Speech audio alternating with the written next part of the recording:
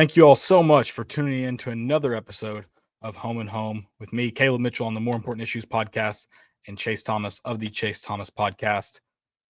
We love doing these, love bringing these to you guys every week. You can either find us here on the More Important Issues YouTube page or Spotify or wherever you're listening, or you can find us over at the Chase Thomas podcast on his YouTube page, his Spotify, everywhere else that he is active, iTunes, whatever, you name it, you got it. Keep supporting us. We want to keep bringing you guys this content and more content. We do have a lot going on our YouTube page, so make sure you check that out, as well as our radio shows every Thursday night from the Fan Run Studios over at Fox Sports Knox. And then, of course, Sunday nights right back here on the More Important Issues page. Thank you guys for all your support. Enjoy another episode of Home and Home. Home run, slam dunks, give him six. Boys at them double I, they got your big orange face. All year long is the place to be, to hear some Vols for life talking Tennessee. You can hate us if you want, but we sure ain't worried about you. We got more important issues.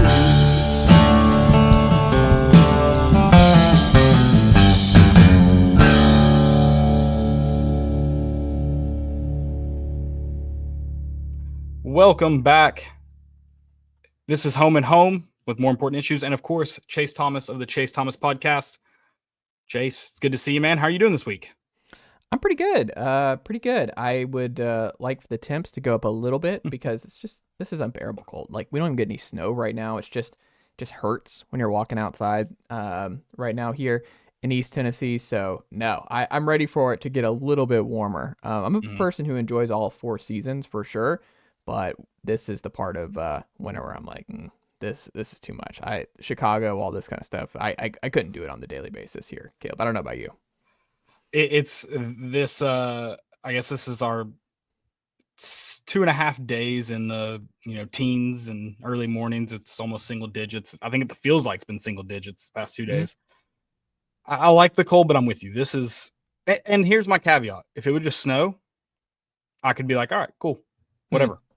I can get over it real quick if it would just snow. So I'm with you on that. Precipitation is necessary in this weather. It's been a letdown. I'm all for being snowed in. Well, I'm also, I don't know if you're like this, but I got this from my father, I think, but I'm a terrible circulation in my extremities person. So my hands are always just frigidly cold feet. Like, I'm always wearing some cozy wool socks around the house. Doesn't matter if it's mid-July, mid-December, man.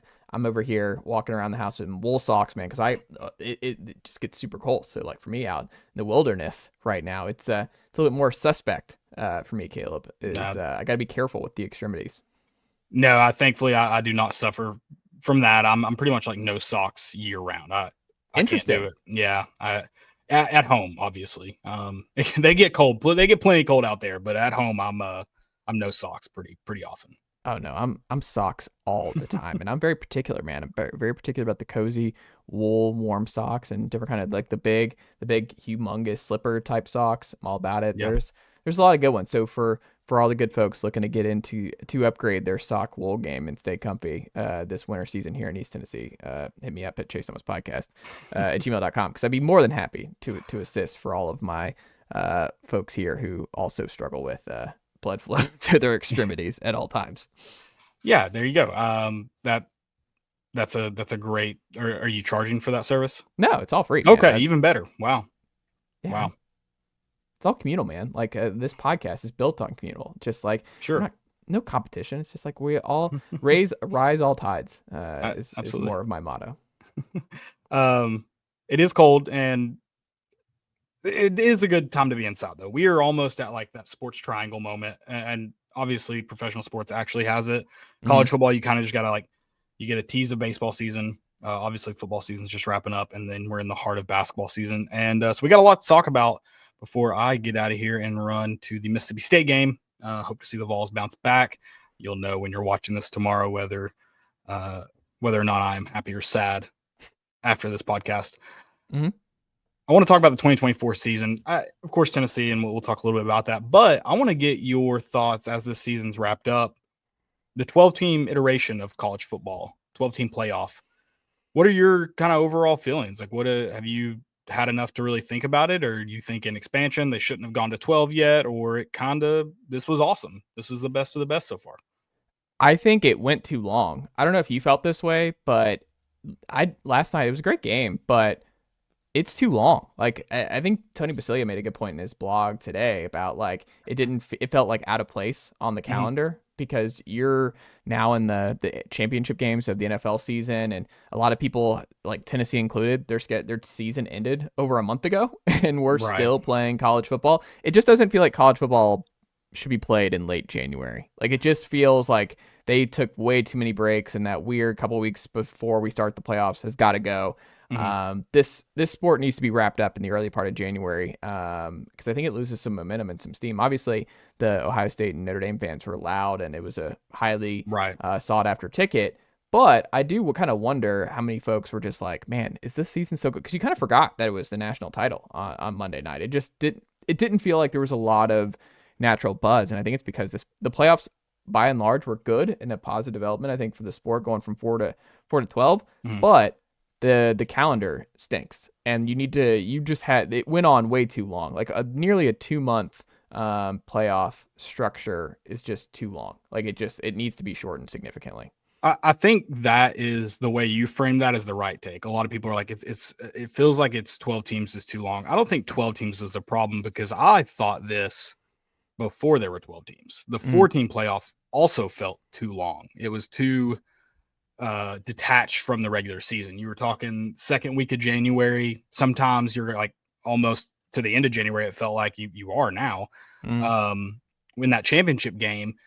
And I think that's just a college football schedule problem, not a 12-team playoff problem. Because I agree with the overall point of it's too long. I did feel, as you kind of crept up on like the weekend this week or this past week, that it was like, all right, now it started to feel like the championship. But that week between the semifinals, or really it was I guess a week, call it, because the last game was on Saturday. That it just felt like there wasn't much juice. And then as it crept up, I thought it got there. But overall, I agree. They drug it out a little too long, and I don't think I don't think you had too many games. I think it's just you started too late, and that's just a college football problem. And I think in the BCS it was okay because you had bowl games around it. 4-team, it felt like that. Now you got to adjust the schedule, and I think part of that is addressing conference championship games. Our team's going to want to play them moving forward. The Army-Navy one is a great tradition. I don't think it's going to be able to stand alone in this new version of college football. And I don't think that's necessarily a bad thing. I think it can exist within the space and still have its own thing and be fine. And I will see how that kind of plays out. I will say, though, and I want your thoughts, from August, or whatever you want to call it, I can't remember when it actually started this year, but end of August to even January 19th, 20th. This was, in my opinion, the most fun football year. It didn't necessarily have better games than 2013. It didn't necessarily have better teams than 2007. But when you look at what games mattered in October, November, so much more was on the line. A team that lost in September wasn't dead in the water. And so for me, I'm like, this 12-team made it better. I don't think it needs to be expanded. I think that will. I don't want people to hear, oh, there are more meaningful games. Well, let's add teams and get even more meaningful games. I think there's a tipping point.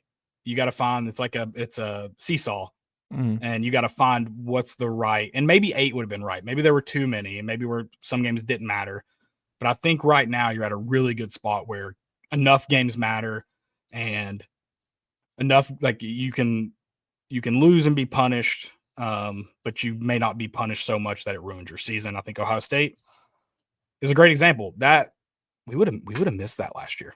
We would have missed that Ohio State team last year. And I hate Ohio State. And I would have laughed if we missed that team.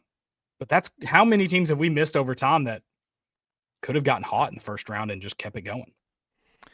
Yeah, and I mean, they were number 1 in blue chip ratio. Like, this was a team. Sure, they're not underdogs. No, they were not an underdog story. They were an underdog seed, but not an underdog team by and large. But I actually wrote about this today over at sportsrenaissanceman.com about where Tennessee's over under. I don't know if we're getting that into that for 2025 tonight, but like they're 9.5 point over under for 2025. Part of like what I've seen Vol fans talk about here in 24 and like what kind of I think I differed and disagreed with a lot of folks on this one was just that like, you just want to get in and see what can happen, this, that, and the other. My thing was with expansion, I think a lot, to your point, like a lot more people are invested down the stretch. Like South Carolina was way like even with their horrible start, they were able to gain a lot of momentum down the stretch, and they felt like they were still in it and great. But in BCF Toys, which is one of my favorite CFB analytics sites, they had this tweet that kind of spoke to what I've kind of felt, and I don't know if you feel the same, but the numbers bear this out. So there has not been one team since like I want to pull up this. I don't want to butcher this, but essentially, if you're not number one in FEI overall, which is basically like an S&P plus type metric, best team overall with the numbers and all the different things that he takes into account. If you're not number one there, who have won 8 of the last 17 now national championships, or the number one defense, opponent adjusted defense, which is the other 10, all of them, that every single national champion, you either had the best statistical defense or the best overall team when you take into account offense, defense, and everything else. So it didn't change again this year. Like the Ohio State was still number one, and Notre Dame was actually number one in defense. So it would have kept going this year. The year that Tennessee was number one in scoring offense in 2022, Georgia was number one in scoring defense that year, and Georgia won the national title. I think there's a lot of folks who are like, man, if we got a better draw, and we got Penn State's draw, then Tennessee could have won a couple of rounds. You obviously get to host a playoff game, and like it would have been cool to host a playoff game in Neyland. But folks, Braylon Staley, a true freshman who did not play all season long, played 50 snaps in Columbus. Like the Tennessee receiver room was still what it was in the playoffs. That team wasn't ready to win a championship. That team was not winning a national championship. Could they get there? Maybe with the right things going their way, but they're not winning. Like it's not happening. Unless, they weren't. I mean, how many things have to go right, and you just can never count on that. And that's not what this sport's made off, built off of. And that's what Ohio State needed. They didn't need everything to go right, but they needed certain things to go right. And those things did. And then they made up the rest of the ground. Yes. So yeah, absolutely. Because they were the most talented and most expensive roster. But also Tennessee was not the most talented offense in the CFP. They were, and that's something I wrote about. And like one of the funny things about where Tennessee's at football wise is that Tennessee was actually 10th in defense this past year in FEI defense. So their defense is right there. They have a championship quality defense, and I think they will again next year. Yeah. The question is offense, because offense, they were 33rd, 94th in passing in conference play. Like everything comes down to offense. Yeah. Like the defense is there, but I don't know. Like to me, that's the one thing when we're talking about expansion and more people, quote unquote, have a chance. I'm like, yeah. They do, but You're right. But they don't. The better teams are still gonna the better teams are more often than not still going to win.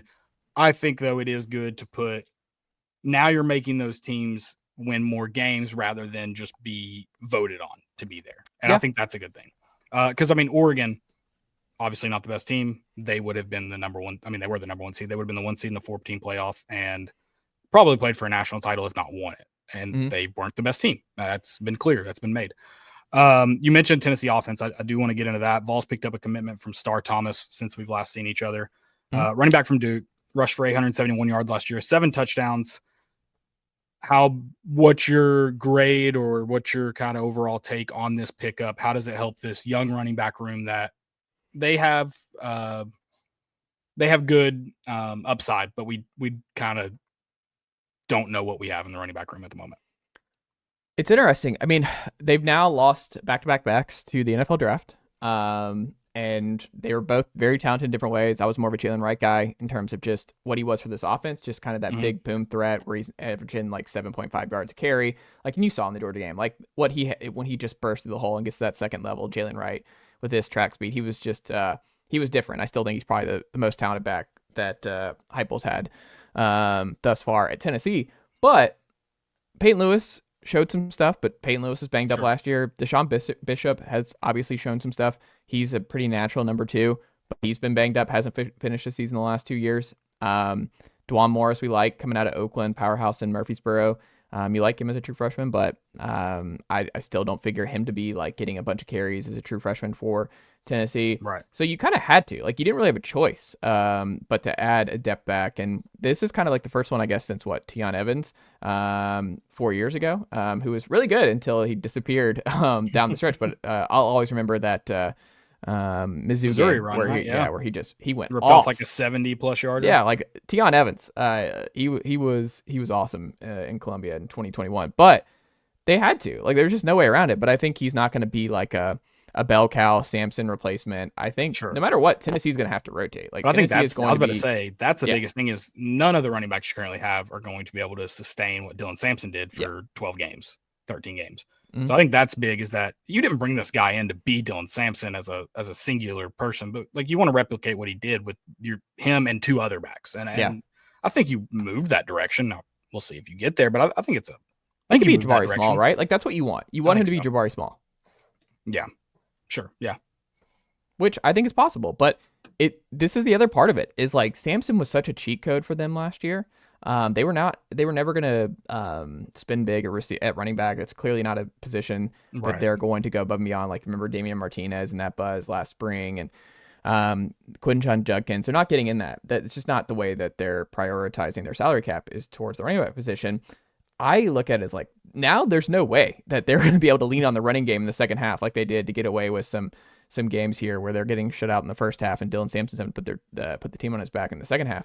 That's not going to happen next year. Like, the passing game, there's no way around it. Like, the passing game is going to have to be the engine that moves this Tennessee offense, because you do not have a Heisman-esque running back there. And it's young, and then a pretty solid transfer, but someone who's not going to just be able to carry the kind of load or be the kind of player that Sampson or Jalen Wright were the last 2 years. Sure. And those guys are difficult to replace anyways. And I mean, those are guys that were on campus for several years. So you're more than likely not going to get that out of the portal, even if you go get the best guy. Mm-hmm. So I think you kind of, I'm not going to say you did the best you could, but I think you did well. And obviously we'll find out later on here in 25 if that's true. But I think you did okay. What is the biggest need for Tennessee that they haven't met yet in the transfer portal that'll need to be met before camp in 25? Oh, it's receiver. You wouldn't go offensive line? You wouldn't think you got to go find some big uglies? Or do you think it like the wells just tap there? Well, I'm always kind of, I mean, outside of guard, because you can get like Andre Carrick's been fine as a transfer guard. I think Mo will end up being fine from Arizona, maybe even upgrade over Javonte Spraggins at right guard. But like, I just don't think that's a big, like, you can survive there. Like, you can go in the portal. And the reason a lot of these tackles, like, I'm always dubious of tackles in the portal, because it's just, there's so few elite tackles to begin with, that the teams that have them keep them and aren't going to let them just get away. Like, I don't know. And I think offensive line play as a whole is just so down across college football right now. I don't think you want to have too many transfers starting on your offensive line. And you've also recruited a bunch of blue chippers that need to play. Like William Sadler or Max Anderson have to win that job at center next year. I want to see one of them win the job. I need to see David Sanders be a day one starter. Maybe that's why you brought him in. Like, that's why you brought in the number one offensive tackle out of high school. Like, he's got to be your Darnell Wright. He's got to be ready to go, Wanya Morris style, Darnell Wright style. Sorry, man. Plug and play, right tackle. You got to play him, and you got to hope that he's ready to go. But, like, that's why you bring in David Sanders. Plug and play. Lance Hurd, former 5-star. Like, I look at it as the offensive line, you have the bodies in the building, or you have a problem in evals in the building. So I'm less concerned about that. I'm more concerned receiver. They're just so young. They are so young there that I don't know. Because, like, what annoys me, Caleb, and I don't know if you're like this, but, like, Georgia had the exact offseason at receiver that I wanted Tennessee to have. Like, the exact which this is exactly what I wanted. Theirs is interesting because why are they going there? I mean, they're thin at running back. Trevor Etienne goes to the NFL, but like, they're kind of throwing to them. Yeah. And then you also just saw the year they had a receiver, and I mean, are you just trusting that it was just those guys' fault? I guess. They led the country in drops. Yeah, like, which obviously that sounds like a single, a receiver player problem, but oftentimes when it's, I mean, they haven't had just phenomenal receiver play in 3 years, 2 years, I guess. Yeah. I mean, since Pickens, basically. Right. And Ladd McConkey, obviously, but Ladd was kind of different. A little bit of a different animal. And so you got to wonder, is there something big? So it just confuses me. And maybe they look phenomenal there, but part of me is like, I kind of don't think the story completely changes this year. Now, next year, because some of those guys have it better. Years they clearly spent a lot on it. There's clearly a big investment there. Kirby was done seeing the most baffling. I mean, at some point, I was like, when do you stop throwing the football to, what's his name? Stop. Oh, Arian Smith? Yeah. I mean, God, it was brutal. Yeah. It was. But they added Noah Thomas, big outside guy, proven at A&M. Wanted Noah Thomas on the outside. He would have been perfect in that Cedric Tillman type role. Wanted Zachariah Branch in the slot. I wanted Branch. They get Zachariah Branch. They added 5 blue chippers in the high school ranks, 1 5-star in Taylor. Tennessee added the blue chipper. I think Travis Smith's going to be a really good player. I'm really excited about Travis Smith on the outside. And he's kind of the way he is a big boundary guy that Tennessee's not had on the outside, who I think can win in physical matchups, especially gets in the Tennessee weight room, and just his frame is just somebody Tennessee has not had out there since Cedric Tillman. So I'm pretty high on Smith and hope that he's a guy who can contribute as a freshman. But Mike Matthews, you retain him. Mike Matthews has got to be a dude. Bruce gone, Dante's gone. These guys are all gone. Chris Brazzell, I mean, believe it when I see it on that front. But I mean, his flashes were frustrating. He had the most insane season, right? Because he had the biggest catch of the year. He also had some brutal drops. He goes off against Kent State in all the bye games, and just nothing down the stretch. And some other big. It was so weird. Florida, he had a big third down catch that ended up being out of bounds. That was it was a great ball. It was thrown where it had to be. Great catch, and he just got pushed out. Good play by defensive back. And so, I mean, he flashed, but I'm with you. I believe it when I see it. I don't have a lot of faith in him at the moment. And I mean, at the beginning of the year, we were throwing to him in the red zone, and everyone's going, I mean, did you see his tape? I'm like, you have Brew McCoy. You have Brew McCoy on your roster. Can he out jump everybody? No, but he also is going to beat everyone to a football. And that's the guy I'm throwing to. The guy I know can do it. Not the guy I watched on tape at spring practice in New Orleans do it.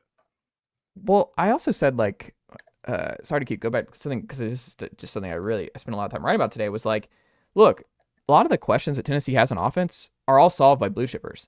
They've recruited well in theory. All the guys who are important for 2025 to flip, Mike Matthews, Braylon Staley, Nico Yamaliaba, David Sanders, Lance Hurd, William Satterwhite, Max Anderson. These are all 4+ stars, 4 or 5 stars on offense. You've done that on defense. That's the reason the defense is so sustainable and why there's so much optimism on the defensive side of the ball is Boo Carter, good right away. You have Ricky Gibson, good right away, basically. He's starting and super valuable. Linebacker, your Arian Carter, big guy right away. Obviously, the defensive line has been your strength, and you're just rotating and developing guys in an absurd clip with Rodney Garner. But that has to happen on the offensive side of the ball. This is it. You have the blue chippers, you have the guys, but that's I think the best reason for optimism in the offense is the questions that need to be answered are going to be answered by people who are all super talented enough to do it. Yeah. Big year. I mean, you keep calling it eval year. I agree. This is a big year for the staff, not make or break year for their jobs. But certainly could be a peek into the future of that. If this season doesn't end up right. It's a massive eval year for sure. I don't mean to go away from football, but like I said, we are kind of in the trifecta of the sports calendar. Basketball, they fall on the road to Vanderbilt. They do remain at number 6. What's this team? Is that just another trip up in SEC play? How's this team fare going forward tonight? Mississippi State at home. I mean, Mississippi State gave them all kinds of problems in the SEC tournament. So I think tonight's going to be a rock fight and very, because I mean, they're well coached. Jans is a good coach over there in Starkville, but they should win this game.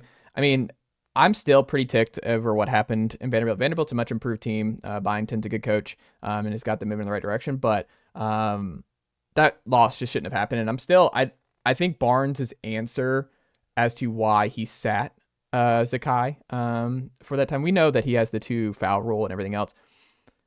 Tennessee was winning when he went out. And there's 2 schools of that where he looked at it as well, if you don't have that foul at the end of the first half by Jamai, the 4-point play, we survived the storm.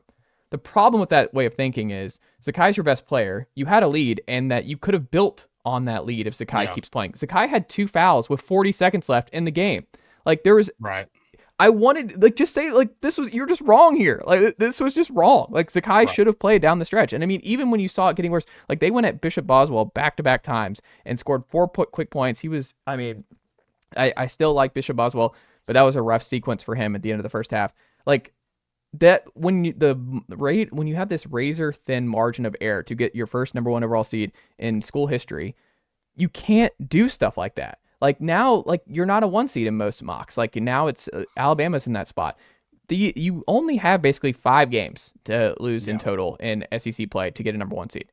And it's not getting any easier. You still go to Auburn. You still got Alabama. You still go to Kentucky. You still have a lot of other big games. You have Mississippi State tonight. Like, you're playing 2 ranked teams. You got Auburn on Saturday. Like, you can't throw that game away to an unranked team on the road at Vanderbilt. And to not play Zakai, who's your super smart best player, to like think that he can't pick up another third foul, like, he knows what he's doing. Like, that was crazy. And I still think the response kind of really annoyed me more, of being like, yeah, and well, we kind of survived the storm. If one thing, it's like, no, you could have, like, you got to go glass half full, which is very possible in that you could have built the lead if Sakai stayed in. Like, it drives me nuts. I think sitting Sakai was terrible. It's frustrating, and I don't agree with his just overarching rule. I think you look at it, there's about 7:40 left in a half. Mm-hmm. You're going to sit him.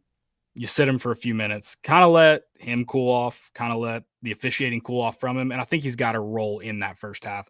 Because I pushed back a little bit. Landon had that same thing. And I'm like, yeah, he is smart enough not to get the third foul. I agree. I'm a big Zakai stan.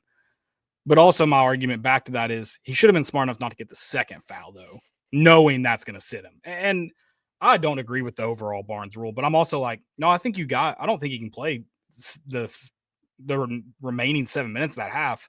Otherwise, he's going to the second half with a third foul. Zero doubt in my mind. Why? I think there's you had 2 fouls going with 40 seconds left in the game. I think especially with college basketball refs, I think there is a buildup of you foul, you're going to get the next one, or we have your number. And I think too, Zakai plays with emotion, which I love, and he's a turnover away from committing a dumb foul, or he's a frustrating defensive play away from committing a dumb foul, or he sees a steal that doesn't need to be made, but he thinks he can make it, and he commits a dumb foul.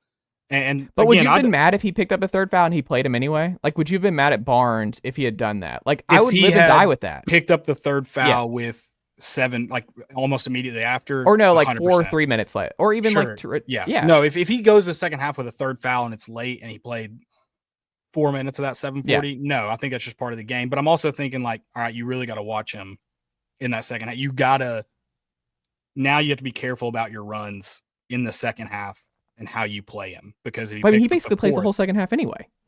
Right. That's why I don't know if you can, because if it's late and you have, like, you only can't, like, if you're down and you're scrapping, like, that's the only way you can. And like, it becomes this balancing act, and it's tough. I don't agree with the 8 minutes sitting, but I also don't disagree with, like, you got to know you can't pick up that. Well, that's the middle ground, at least. No, but to be like, hey, it wouldn't have been that bad if we didn't have that 3 at the end. It's just preposterous. Like, that's but I also like, if you can sit your best player for 7 minutes and you're down 1 at the half still, that should be gravy. Like, the team should be salivating because you're giving up points. You're giving away points. Yeah, but it's also a game of runs. Like, you're thinking, my guy's coming back in. We should all be ready, focused. Our point guard, our man is bringing the ball up the court in the second half. It's go time. And you got to balance those runs. Now, I don't disagree. It shouldn't have been 7:40. You shouldn't have been in that position. I also agree it was a really dumb foul, and you should have been leading at halftime. Or I guess really you should have been tied at halftime. And I mean, they could have been up 9 at halftime. There was a lot of dumb stuff in that like in that 7:40, including the foul at the end that was insane. They had 1 field goal made. The rest of from 7:40 on, Tennessee had 1 field goal made. It was that's, I think, when you realize, like, okay, we can't score without him in. Yes. Gainey is not bringing the ball up the court how we need him to. I think that's when you go to him.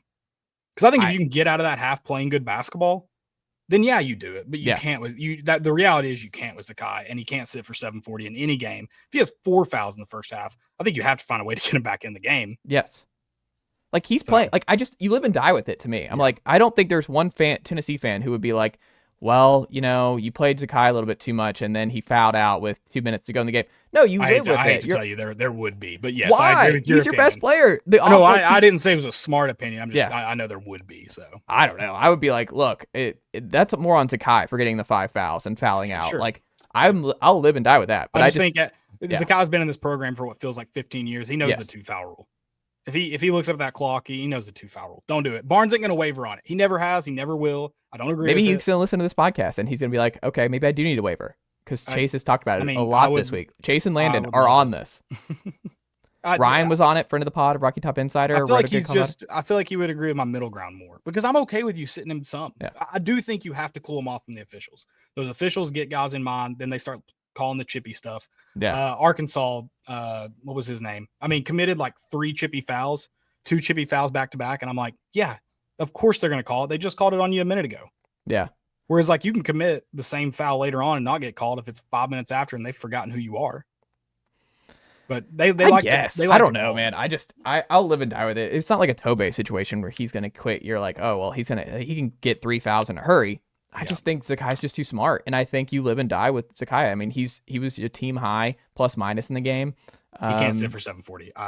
You can't. That's my main thing, and that's why we're in the middle ground. Like I'll agree with the middle ground, but like the takeaway cannot be, look, if we close a little bit better the last 10 seconds of the first half, then it's all fine. No one's complaining. I'm like, I would have still been complaining. Like even if the only reason I can't fully agree with that take is because 9 times out of 10 without Zakai in that game, you're not going to.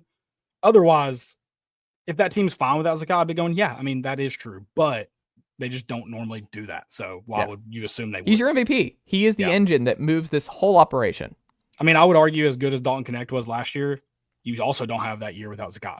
So yeah, whatever. I agree. I don't know. Now we're comparing. I'm just kidding. I got to run out of here. I'm gonna go watch us take on Texas A&M. We appreciate you guys Texas A&M, Mississippi State. You know the Maroons. Yeah. No, I do not have to see Buzz Williams on the court tonight, so that's good. Where can they find you this week? They can find me chasethomaspodcast.com. Make sure you're subscribed on our YouTube channel and Apple, Spotify, wherever you get your podcasts. New episodes every day. Some big time guests we got coming on this week as well. Read me every day over there at sportsrenaissanceman.com with all of my Tennessee Vols writing. You can go find that there. Subscribe today. But yeah, all kinds of ways you can read me, watch me, listen to me. Too much. Too much Tennessee content. Love it. Appreciate you, man. We will be back next week. Another home and home. Thanks for watching, guys.